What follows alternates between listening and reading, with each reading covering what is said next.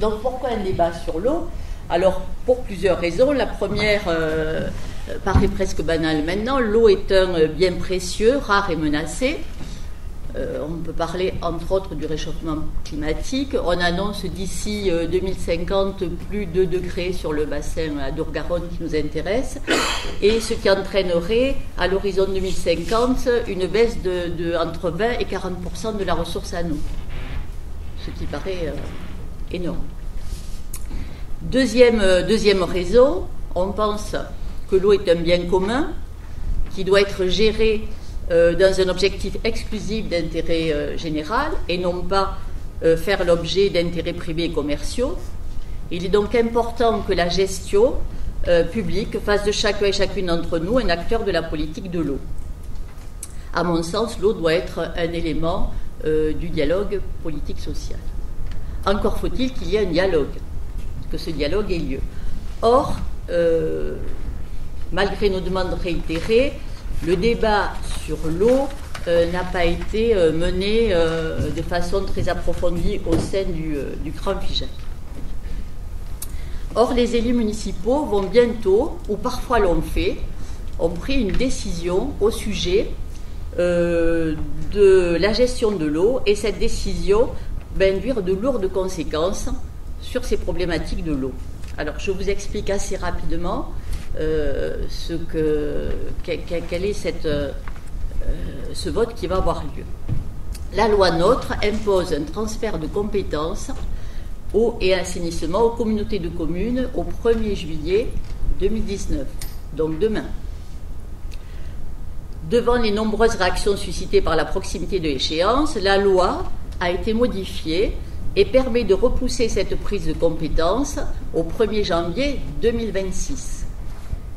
Donc ça a été obtenu parce qu'il y a beaucoup de maires, dont l'AMF, qui ont protesté pour ce qui considérait un changement fait à marche forcée. Pour cela, il faut qu'il y ait une minorité dite de blocage qui se prononce pour le report de ce transfert.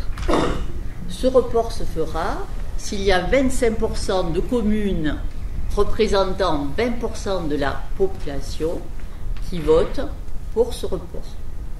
Et donc notre idée c'était de donner la parole aux citoyens et de dire qu'on ne pouvait pas décider d'une politique de gestion de l'eau sans avoir consulté l'ensemble de la population pour savoir ce qui était important pour elle et quels étaient les critères qui étaient incontournables d'après elle dans la gestion de cette ressource dont on a rappelé que c'était déjà une ressource rare, mais qui allait devenir à plus forte raison dans les prochaines années, en particulier du fait du réchauffement climatique. Et donc notre idée c'est de vous faire participer dans la définition de ces critères qui pour vous sont essentiels pour un mode de gestion de l'eau qui soit performant et qui réponde à vos besoins et à vos envies, aux soucis que vous pouvez avoir en termes d'utilisation de la ressource.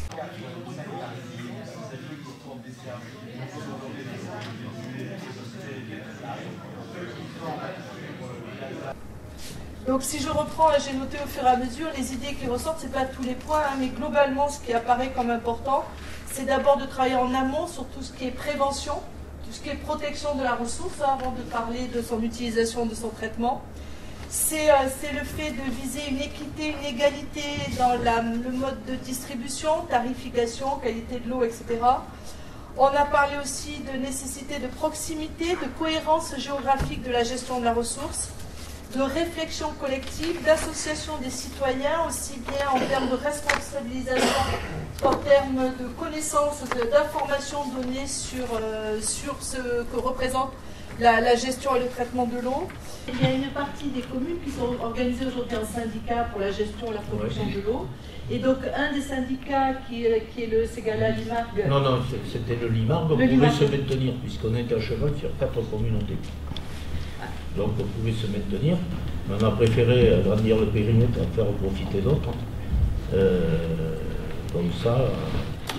Et donc les syndicats qui sont à l'intérieur de la communauté de communes, en fait, ils disparaissent puisque la compétence est reprise par la communauté de communes et qui sont complètement intégrés. Par contre, ceux à cheval peuvent être maintenus, donc c'est l'idée de maintenir une gestion par des syndicats des eaux, même avec la prise de compétence de la communauté de communes. Oui. Si on veut impliquer le citoyen, la première des choses, c'est de lui permettre d'accéder au compteur. Je ne sais pas, ils sont à l'extérieur, peut-être nous remettre la clé qui permet d'ouvrir ce petit sas. Et quand on voit que dans ce projet de reprise de compétences, que les régies, rien n'interdit à ce processus de supprimer les régies pour tout virer au public, au privé, pardon. Donc c'est ça qui nous inquiète beaucoup. On avait proposé un tarif progressif d'eau, c'est-à-dire les premiers mètres cubes étaient très peu chers, ce dont on a besoin pour vivre. Hein. Et après, plus on dépense d'eau, après c'est un libre choix, plus on dépense d'eau, plus c'est cher. Sur les bilans annuels de ces 10 dernières années, la consommation d'eau à Figeac a baissé. Pratiquement 10 000 mètres cubes tous les ans en moins. On était à plus de 680 000, on passait en dessous des 600 000 mètres cubes. Moi, je reçois du public. Et ce public-là fait de plus en plus attention à l'eau parce que aussi on est dans une société où voilà, la vie est chère et que les personnes, plus ça va et plus elles font attention à l'eau. Et en plus, les personnes d'un certain âge qui ont des toutes petites retirettes, qui avaient l'habitude de payer leur facture une seule fois parce qu'elles étaient habituées à payer et après comme ça elles n'en parlaient plus, ces personnes-là elles payent en 2 ou 3 fois leur facture. Ce que je veux dire, il faut s'engager, je dirais, sur un projet politique, écologique, etc. et avoir un retour d'information. Il y a un point, il y a un objectif à 5 ans, c'est ça. Au bout d'un an, qu'est-ce qui a été fait? On l'a fait pour la qualité baignade du Célé, on l'a fait. Mais je critique pas. Le but du jeu, c'est de dire, soyons transparents, on s'engage à quelque chose, on se l'écrit, on le fait. Le prix de l'eau, il peut refléter un défaut d'investissement, il peut refléter un sous-effectif en personnel ou un sous-entretien du réseau, donc c'est pas forcément vertueux, et que donc focaliser uniquement sur le prix de l'eau, c'est peut-être une erreur, parce qu'une eau de qualité bien traitée et un réseau justement qui ne fuit pas, ça le coûte. Mais il y a quand même une vision aussi court-termiste de l'élévation du coût de la ressource. C'est l'évolution du prix sur les ressources qui sont épuisables, où on sait qu'effectivement, il faut l'augmenter dans un premier temps pour réduire la consommation, pour pouvoir effectivement garder un prix acceptable sur le moyen terme. Et donc, on revient sur l'idée qui a déjà été évoquée, sur le fait que la population, et Muriel le rappelait, la population est sensibilisée aujourd'hui au fait d'être économe en eau. Et donc, même s'il n'y a pas de diminution du prix ou de la facture, mais qu'on explique pourquoi, effectivement, les coûts fixes qu'on va avoir de traitement de l'eau font qu'aujourd'hui c'est peut-être un peu plus cher ou pas moins cher avec une consommation plus faible, mais que ça permettra de maintenir la qualité de l'eau sur le long terme. Je crois, et c'est ce qu'on a entendu et c'est ce qu'on entend par ailleurs, qu'on a une population qui est aujourd'hui, alors je ne sais pas comment dire, mais prête à accepter l'idée. Donc il y a aussi beaucoup de pédagogie et de communication à faire sur le sujet. Mais la question de préserver la ressource, ça fait quand même des années qu'on y travaille. Et il s'y rajoute toutes les études qui ont été faites au niveau départemental et au niveau syndical sur les points de captage, sur les périmètres de captage, donc tout ça, ça a été fait. Et toutes les études aussi prospectives sur le prix de l'eau, elles ont été faites au niveau syndical, au niveau départemental aussi. Donc il y a quand même eu on n'est pas là à sauter dans le vide sans savoir s'il y a de l'eau dans la piscine. Dans les années 77-80, nous avions 2% de nitrate au niveau de l'eau potable. Aujourd'hui, on est plutôt entre 9 et 10. Mais effectivement, les données, les contraintes d'analyse se resserrent chaque année. Et comme on envoie du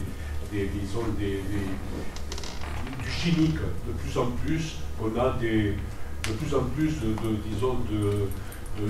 choses que l'on crée chimiquement et que l'on envoie dans la nature. On se retrouve avec une eau difficile à contrôler. Si on voulait demain, l'eau réellement potable va être difficile à obtenir.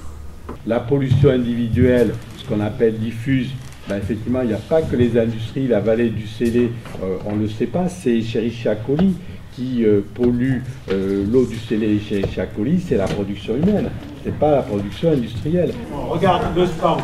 On peut prendre des exemples parce que c'est du vécu. Il y avait des communes qui avaient la compétence de contrôle assainissement, ça normalement ça appartenait au maire. Aucun maire ne voulait prendre sur lui, d'aller voir ses administrés pour dire toi tu pollues, toi t'es mon beau-frère, mais tu pollues quand même. Et du coup, l'idée, quand tu disais que tu avais fait le tour des communes, c'est parce qu'il y a cette idée... J'ai fait le matin soir dans des communes, du syndicat. Ouais, c'est l'idée effectivement d'organiser le transfert en... À la fin de l'année. Ça y est, on a un statut, on a un périmètre, on a déjà rencontré le préfet, on n'est pas d'accord avec lui. Donc on créera ce syndicat.